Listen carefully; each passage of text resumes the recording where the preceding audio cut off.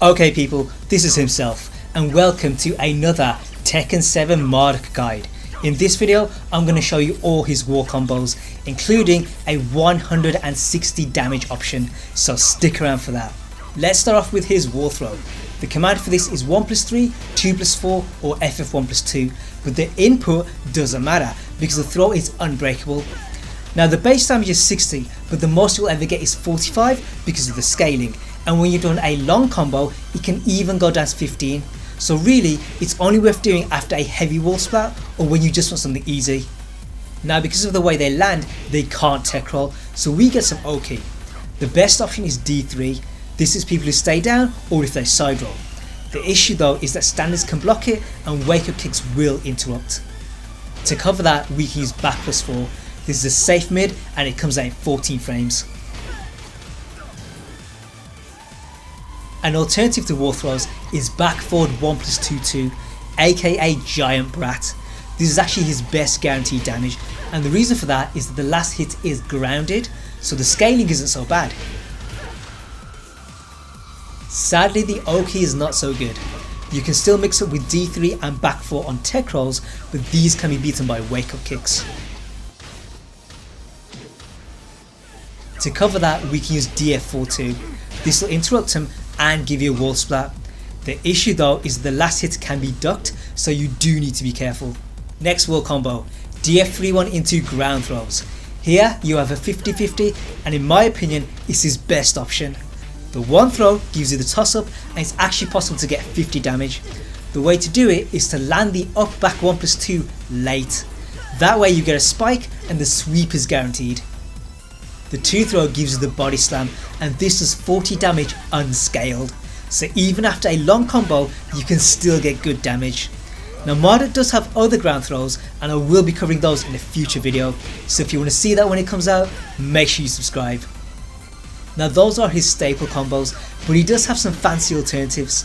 One of them is DF31 into DB2. This gives the flip over so they can't quick back roll. They also can't use stuff like recovery kick and spring attack. Because of that, one of the best follow-ups here is VTS D1+2, aka Python Explosion. This hits all secondary wake up options and it can only be blocked by tech rollers crouching. The thing is, most people aren't going to do that, and if they've tech roll right, we get a resplat. To stop people crouching, we can use VTS cancel up back 1+2. You need to do the cancel, otherwise you won't track them properly, but when you've done it right, it will hit people who duck, and when it does, while standing 3 is guaranteed. On top of that, it also hits all secondary wake options, so it forces them to tech roll and guess, and that means that we have a nice 50-50 here. The low may be risky, but it can be rewarding, and the mid is completely safe. Another fancy option is VTS F+1-2. What this does is it flips them over and it spikes them, and that means that they can't tech roll. The only thing they can do is quick back roll. Because of that, a great follow up is ground throws. If they haven't held back, then the attempt is guaranteed, and if they have, then you get generic throws, so it's still something that they need to break. Obviously the way to escape is to back roll and crouch, but to cover that we can use up back 1+2. This will hit crouches for a guaranteed while standing 3, and for people who stay down they still get hit. One more move that you might want to throw in is DB4. Against non-back rollers this gives you the stomp, but against people who do, you get a low. Sadly there's no extra damage, but if they block it you're on the floor, so you won't take damage anyway. For balcony breaks and wall breaks you have 2 options. With a short carry the best move is back 3+4. This gets you high damage and you can tailspin afterwards. With a long carry you can do this, DF31 back +4. This gets you damage before the break, and if you're on a balcony you can go for air suplex. This gets you damage, OK and positioning. Let's look at floor breaks. The best combo that I could find was stomp into Giant Brat, but if you want to risk it, go for ground throws.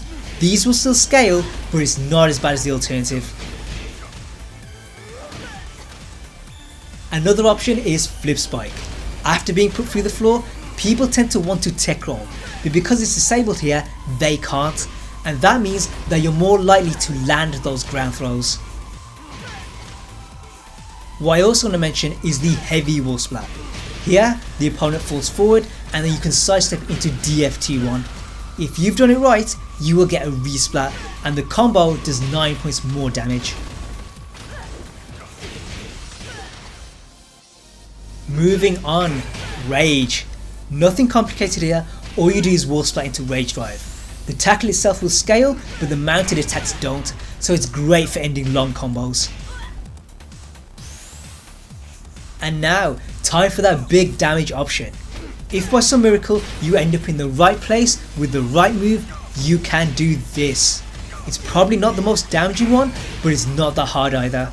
I know that on How to Stay you can definitely do more damage, but I'm saving that for the future. In the meantime, check out my other videos and tell me what I should cover next. Should it be Jackhammer or Wall Bounce? Let me know in the comments and I'll take it on board.